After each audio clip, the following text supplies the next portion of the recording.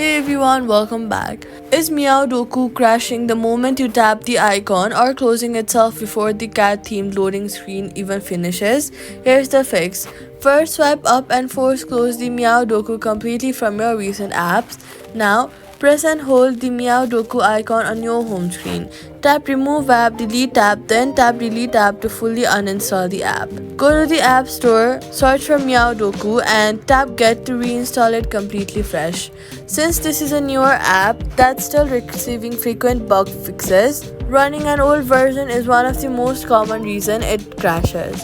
After reinstalling, go to your settings app, then go to general, iPhone storage, scroll down and find Meowdoku and check that it's not sitting at 0 bytes, which can indicate a failed installation that needs a completely fresh download. So all you've got to do is delete and reinstall fresh from App Store, update your iOS, Meowdoku will stop crashing on launch, and that's it.